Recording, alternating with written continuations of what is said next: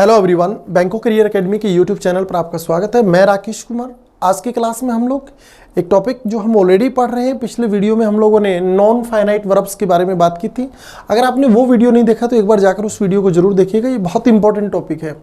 आजकल एग्जाम के point of view से यहाँ से एग्जाम में ज़्यादातर क्वेश्चन पूछे जाते हैं और जहाँ से गलती होने की संभावनाएं भी ज़्यादा होती है। तो चलिए बात करते हैं अपन इससे आगे। आज की क्लास में हम लोग शुरू करने वाले हैं नॉन फाइनाइट वर्ब्स, जिसमें हम जो बचा हुआ भाग है वो डिस्कस करने वाले हैं। पिछली क्लास तक हम जो है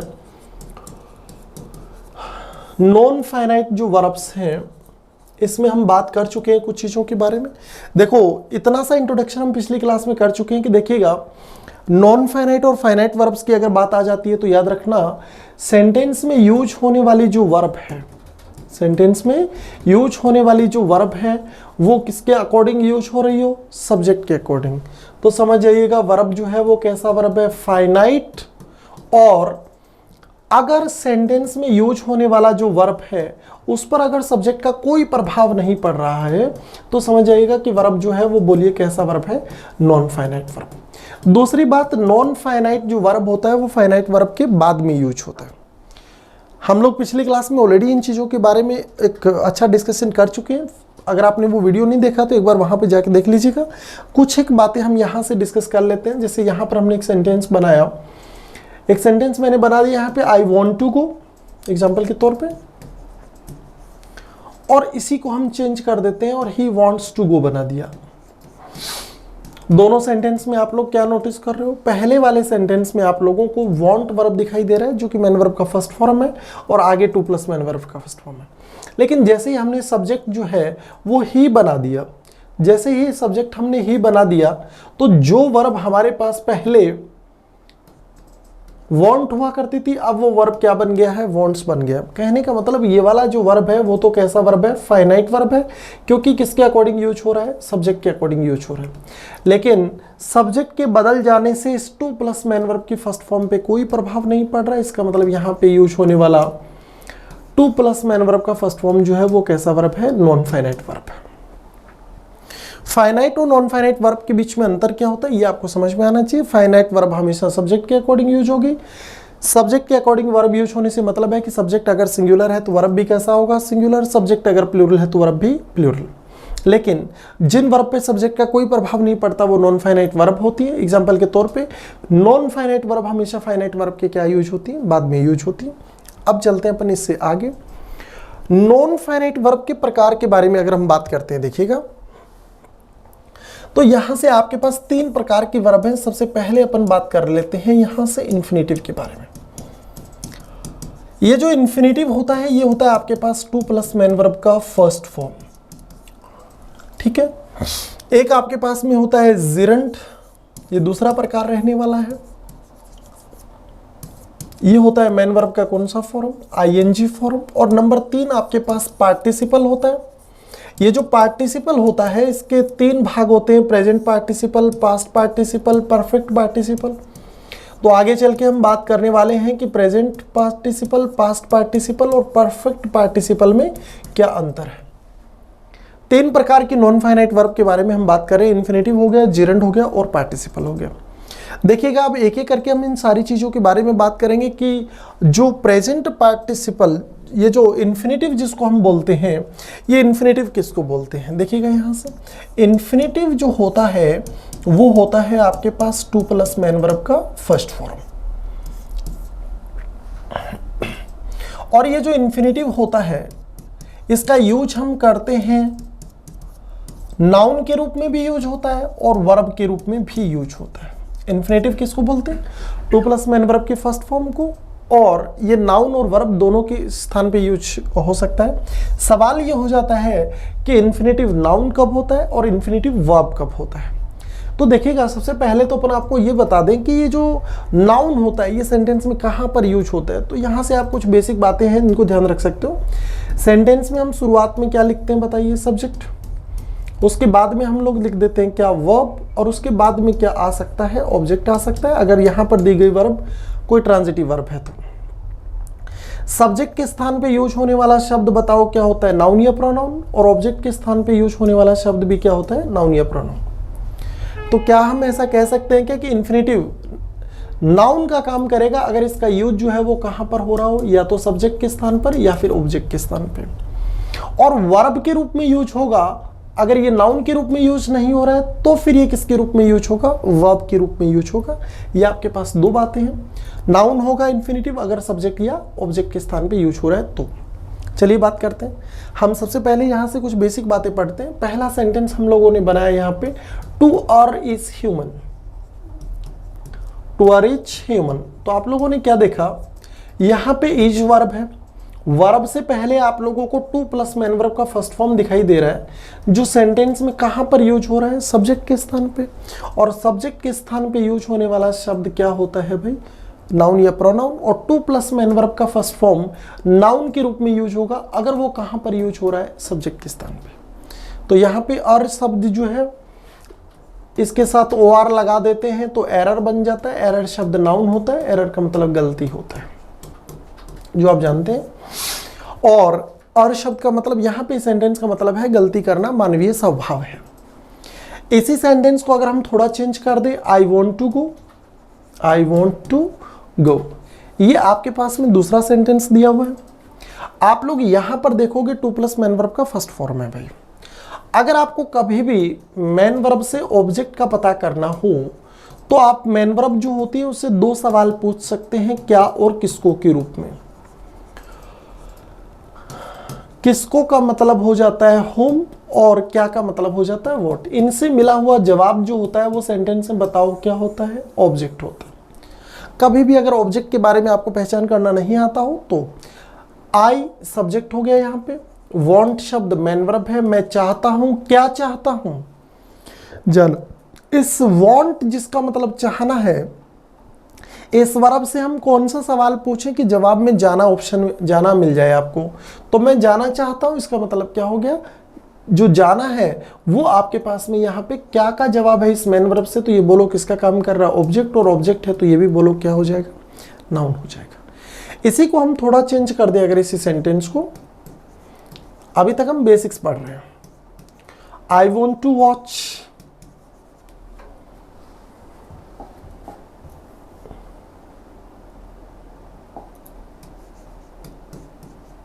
आई लाइक टू वॉच टेलीविजन। यहां पे हम लोगों ने एक सेंटेंस बनाया। इसी सेंटेंस में देखोगे तो यहां पे आपको टू प्लस मैन वर्ब का फर्स्ट फॉर्म दिखाई दे रहा है। लाइक की बात करते हैं तो लाइक यहां पे मैन वर्ब हो जाएगा, आई आपके पास में दिया हुआ भाग सब्जेक्ट है। लाइक वर्ब से कौन सा सवाल पूछे कि जवाब में देखना मिल जाए। तो मैं देखना चाहता हूं, मैं क्या चाहता हूं, देखना चाहता हूं। तो इसका मतलब यहां पे यूज होने वाला टू प्लस मैन वर्ब का फर्स्ट फॉर्म जो कि इन्फिनिटिव है, बोलिए किसके रूप में यूज हो रहा है, ऑब्जेक्ट के रूप में। ये लाइक वर्ब के लिए टू प्लस मैन वर्ब का फर्स्ट फॉर्म जो है वो तो किसका काम कर रहा है, ऑब्जेक्ट के रूप में। लेकिन अगर हम इस टेलीविजन की बात करते हैं तो ये जो टेलीविजन है, अगर ये टेलीविजन ऑब्जेक्ट है तो टू प्लस मैन वर्ब का फर्स्ट फॉर्म क्या हो जाएगा, वर्ब हो जाएगा। देखना, क्या देखना, टेलीविजन। इसका मतलब क्या का जवाब जो होता है वो बोलो क्या होता है, ऑब्जेक्ट। इसका मतलब वॉच यहाँ पर बोलो किसका काम कर रहा है, मैन वर्ब का काम कर रहा है। यहाँ पे यूज होने वाला टू प्लस मैन वर्ब का फर्स्ट फॉर्म ऑब्जेक्ट भी है और मैन वर्ब भी है। इस तरीके से आप लोग इन दोनों चीजों को देख सकते हो। अभी तक हमने पढ़ा है कि इन्फिनिटिव जो होता है वो नाउन भी होता है और वर्ब भी होता है। अगर ये सब्जेक्ट या ऑब्जेक्ट के स्थान पे यूज होगा तो नाउन होगा, और अगर ये नाउन नहीं होगा तो फिर ये क्या हो जाएगा, वर्ब हो जाएगा। हमने तीनों सेंटेंस के अंदर देखा कहां पर ये वर्ब था और कहां पर ये ऑब्जेक्ट था। चलिए यहां से आगे बात करते हैं। ये तो हम लोगों ने इन्फिनिटिव के बारे में बात कर ली कि नाउन और वर्ब दोनों का काम करता है। नेक्स्ट बात करते हैं, देखिएगा अभी तक हमने जो पढ़ा है इसके अकॉर्डिंग ये बात पढ़ी है कि अगर सेंटेंस में टू दिखाई दे देता है तो इसके बाद में मैन वर्ब का फर्स्ट फॉर्म यूज होगा। लेकिन याद रखिएगा हमारे पास कुछ फ्रेज होते हैं। कुछ फ्रेज का मतलब जैसे हमारे पास कुछ फ्रेज होते हैं, जैसे हमने बना दिया with a view to, with a view to. आपके पास हो गया अकस्टम्ड टू, सी है ये, अकस्टम्ड टू हो गया, हैबिचुअल टू हो गया, main verb plus use to हो गया। जब main verb plus use to हम यूज करते हैं तो यहाँ पे यूज शब्द जो होता है वो एडजेक्टिव के रूप में यूज होता है, ये ध्यान देंगे आप लोग। एडजेक्ट यूज टू हो गया। इसके अलावा आपके पास में प्रेफर टू हो गया, प्रॉन टू हो गया आपके पास में, लुक फॉरवर्ड टू हो गया आपके पास में। लुक फॉरवर्ड टू हो गया आपके पास में, हैबिचुअल टू हो गया, कंपेयर टू हो गया आपके पास में। ये जो फ्रेज आपको दिखाई दे रहे, कंपेयर टू हो गया, अवर्स टू हो गया आपके पास में, ये जो फ्रेज आपको दिखाई दे रहे हैं, इन सारे फ्रेज के लास्ट में आपको जो है वो क्या दिखाई दे रहा है, टू दिखाई दे रहा है। और अभी तक जो हमने पढ़ा है उसके अकॉर्डिंग टू जो होता है उसके बाद में अगर मैन वर्ब आ जाता है तो कौन सा फॉर्म यूज होता है, फर्स्ट फॉर्म। लेकिन याद रखना इन सेंटेंसेस में यूज होने वाला टू जो है इसके बाद अगर मैन वर्ब यूज होगा तो मैन वर्ब का कौन सा फॉर्म आएगा, हमेशा आईएनजी फॉर्म, जिसको आप जिरंड भी बोलेंगे आगे चल के। आप कहोगे कि अगर हम जिरंड की बात कर रहे थे, हम तो इन्फिनेटिव के बारे में बात कर रहे थे, तो यहाँ पे हमने जिरंड की बात क्यों की। देखिए इन सेंटेंसेस के लास्ट में आप लोगों को क्या दिखाई दे रहा है, देख लीजिएगा। इन सेंटेंसेस के लास्ट में यूज होने वाला टू आपको दिखाई दे रहा होगा, और ये टू जो होता है इसके बाद में जनरली हम लोग मैन वर्ब का कौन सा फॉर्म यूज करते हैं, फर्स्ट फॉर्म यूज करते हैं। लेकिन यहाँ पे हम लोगों ने मैन वर्ब का कौन सा फॉर्म यूज किया, आईएनजी फॉर्म यूज किया। तो इसलिए हम लोगों ने जो आईएनजी फॉर्म है इसका यूज हम लोगों ने किसमें बता दिया आपको, इन्फिनेटिव में, इसलिए ताकि आपको ध्यान रहे कि वैसे तो हम टू के साथ मैन वर्ब का कौन सा फॉर्म यूज करते हैं, फर्स्ट फॉर्म। लेकिन कुछ ऐसे फ्रेज हैं जिनके बाद में यूज होने वाला जो टू होता है उसके बाद में हम मैन वर्ब का कौन सा फॉर्म लगाते हैं, आईएनजी फॉर्म यूज करते हैं। तो इन फ्रेज के बाद में अगर मैन वर्ब आ गया तो कौन सा फॉर्म यूज करेंगे, आईएनजी फॉर्म। देखिए यहाँ से आगे हम कुछ सेंटेंसेस के बारे में बात करते हैं। जैसे हमने एक सेंटेंस बोला, she looks forward to meet you again। आप बताएंगे इन सेंटेंसेस में क्या गलती है, meet you again। ये आपके पास में सेंटेंस है, यहां पर हम लोगों ने लिख दिया है नो एरर। ये आपके पास हो जाएगा नंबर 5, ये आपके पास 4 है, ये 3 है, ये नंबर 2 हो जाएगा और ये फर्स्ट हो जाएगा। इसी को अगर हम आगे चेंज कर देते हैं, he comes here with a view to insult others।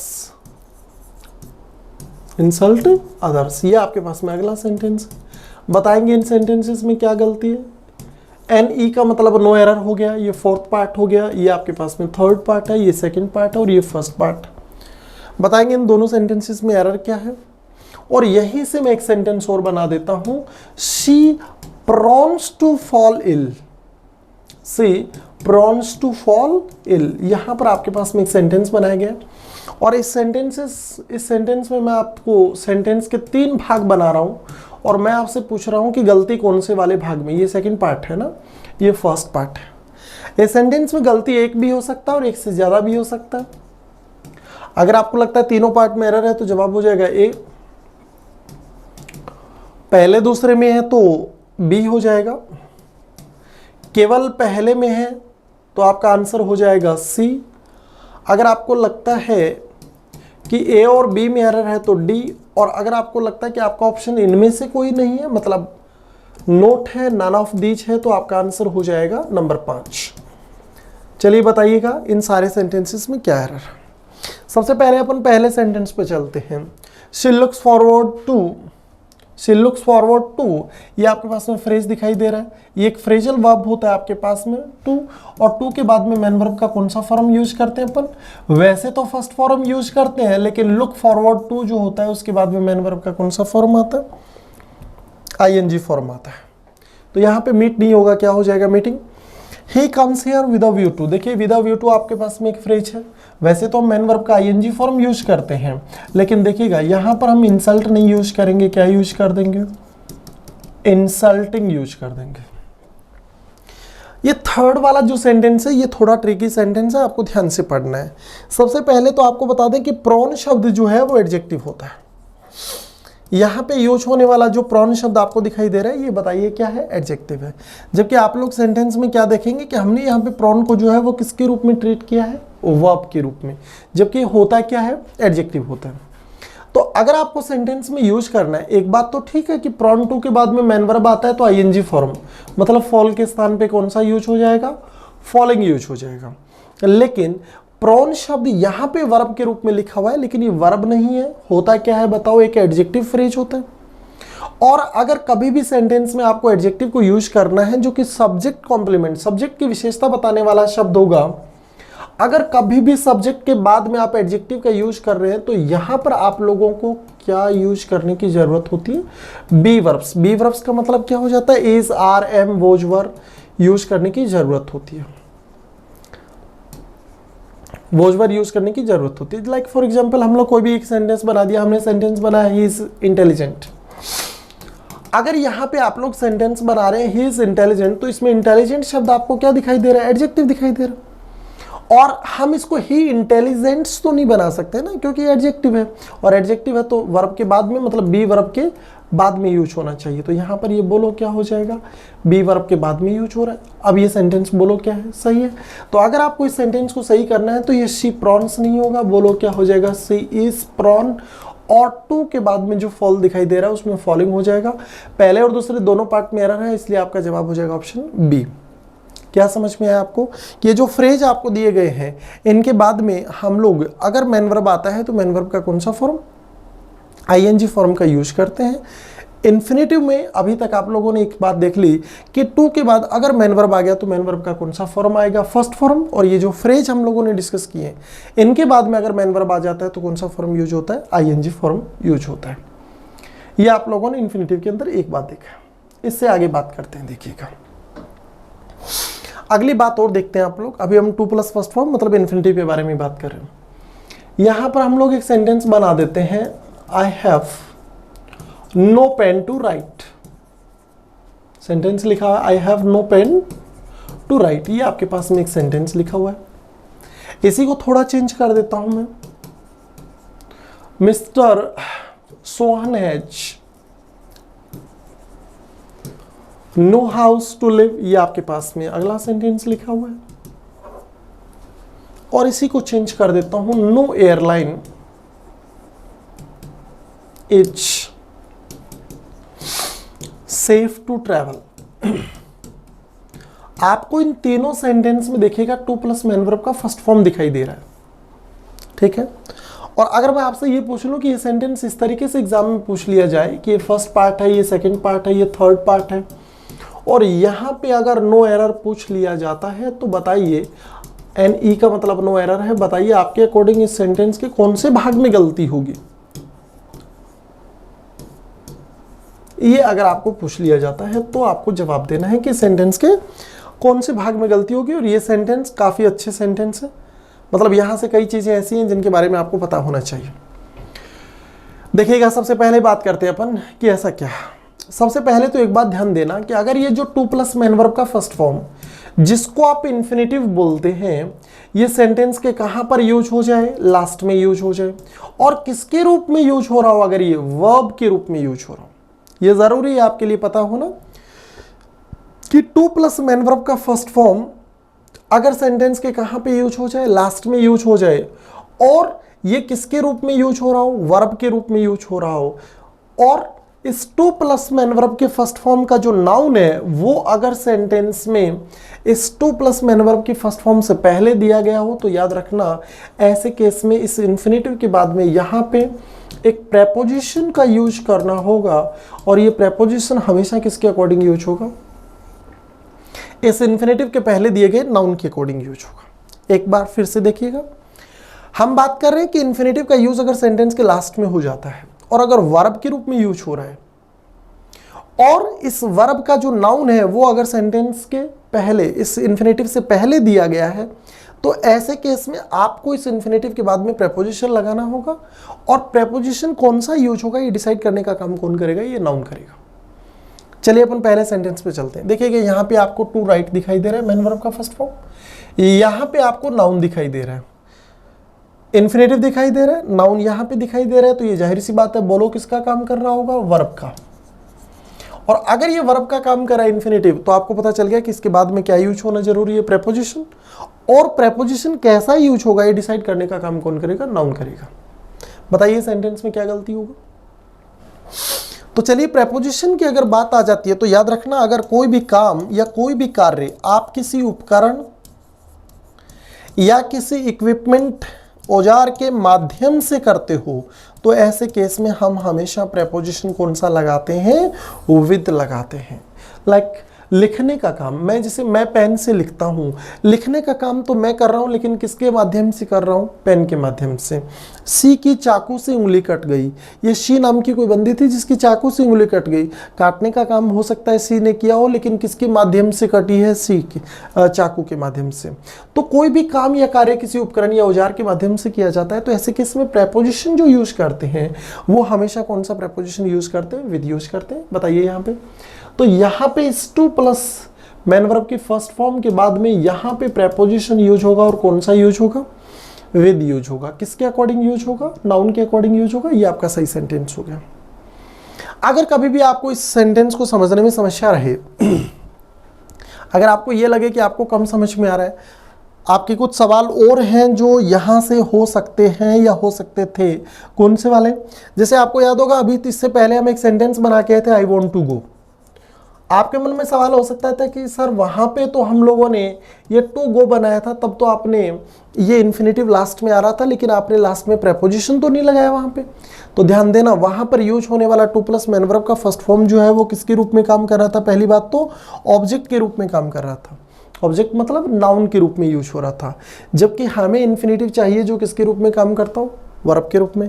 दूसरी बात, इस टू प्लस मैन वर्ब का फर्स्ट फॉर्म जो है इन्फिनेटिव है, इसका नाउन भी पहले नहीं दिया हुआ था इस सेंटेंस में, इसलिए हम लोगों ने इस सेंटेंस में टू गो के बाद में प्रेपोजिशन का यूज नहीं किया। लेकिन यहाँ पे टू प्लस फर्स्ट फॉर्म दिखाई दे रहा है, वर्ब के रूप में है, इसका पता हमें इस बात से पता चला कि यहाँ पे ये नाउन के रूप में यूज हो रहा है।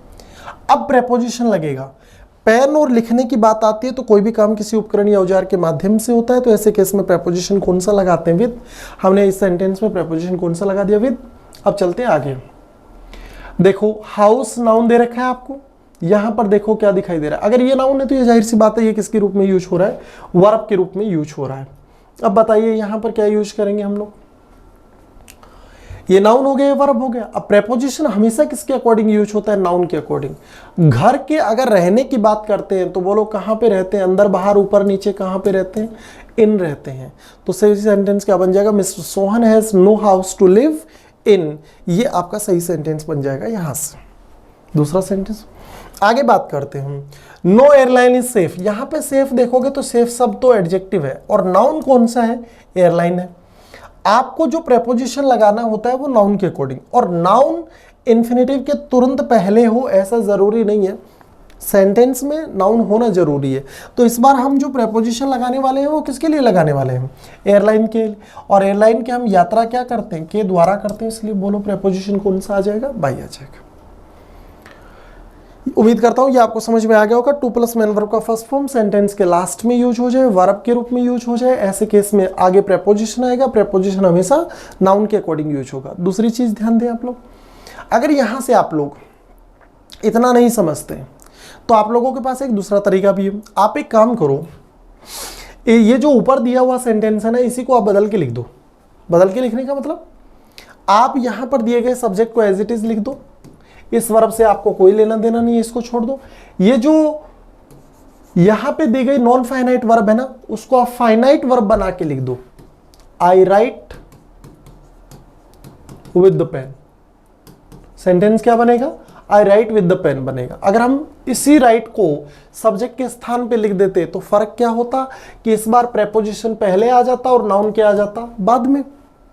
लेकिन जैसे ही हम ये जो इन्फिनेटिव है इसको जब हम लास्ट में लेके आते हैं तो नाउन कहां पर आ जाता है, पहले, तो फिर ये प्रेपोजिशन भी तो आना जरूरी है ना। इसलिए हम लोगों ने यहां पर जब हम राइट को फाइनाइट वर्ब बना के लिख रहे हैं तब तो ये प्रेपोजिशन पहले आ जाता है, और नॉन फाइनाइट वर्ब बना के लिखते हैं तो प्रेपोजिशन कहां पे आ जाता है, बाद में आ जाता है। ये कारण है जिसकी वजह से आपको पढ़ाया जाता है कि टू प्लस मैन वर्ब का फर्स्ट फॉर्म अगर सेंटेंस के लास्ट में आ जाए तो प्रेपोजिशन आना जरूरी है। दूसरे सेंटेंस की बात करते हैं। अगर आप चाहते हो कि इसको समझ लें, इस दूसरे वाले को, तो है तरीका हमारे पास। आप एक काम करो, जो सब्जेक्ट दिया हुआ है ना, कौन सा है ये, मिस्टर सोहन है क्या, इसको तो आप एज इट इज लिख दो भाई। मिस्टर सोहन को एज इट इज लिख दो। वो जो लिव वर्ब दिखाई दे रहा है ना, उसको फाइनाइट वर्ब बना दो तो क्या बन जाएगा, लिव्स बन जाएगा। मिस्टर सोहन लिव्स, और आगे हाउस लिख दो, तो आपको क्या पता चलेगा, हाउस लिखने के लिए आपको क्या लिखना जरूरी हो जाता है, प्रेपोजिशन लिखना। फर्क क्या होगा, जब हम लिव वर्ब है इसको जब फाइनाइट वर्ब मतलब सब्जेक्ट के साथ में लिखते हैं तो इन प्रेपोजिशन पहले आएगा और नाउन क्या आएगा बाद में, और जैसे ही हम इसको नॉन फाइनाइट वर्ब बना देते हैं तो नाउन पहले आ जाता है और प्रेपोजिशन क्या आ जाता है बाद में। इसको भी चेंज करना चाहो तो चेंज करके चेक कर सकते हो। No airline is safe to travel, अरे भाई सब्जेक्ट कौन होगा, वी, क्योंकि ट्रेवल करने का काम एयरलाइन थोड़ी करती है, हम करते हैं। तो क्या बनेगा sentence, we travel by airline, ये आपके पास में सेंटेंस बन जाएगा। अब आपने क्या देखा, बाई प्रेपोजिशन यूज हो रहा है, फर्क इतना है, ट्रेवल पहले आएगा तो बाई पहले आ जाएगा और एयरलाइन बाद में। और अगर ट्रेवल को आप नॉन फाइनाइट वर्ब के रूप में यूज करोगे, नॉन फाइनाइट वर्ब के रूप में यूज करोगे तो प्रेपोजिशन जो है वो बदलकर लास्ट में आ जाएगा। इस तरीके से आप लोग यहाँ से कुछ चीज़ याद रख सकते हो। इसी टॉपिक को हम अगले वीडियो में भी कंटिन्यू रखेंगे। आप लोग जितना वीडियो आज हमने बात की और पिछली क्लास में हमने जितना पढ़ा है उतना बेहतर तरीके से प्रिपेयर कीजिएगा। We will discuss rest of things later on. Till that good bye, take care, सबा केयर, थैंक्स गाइस।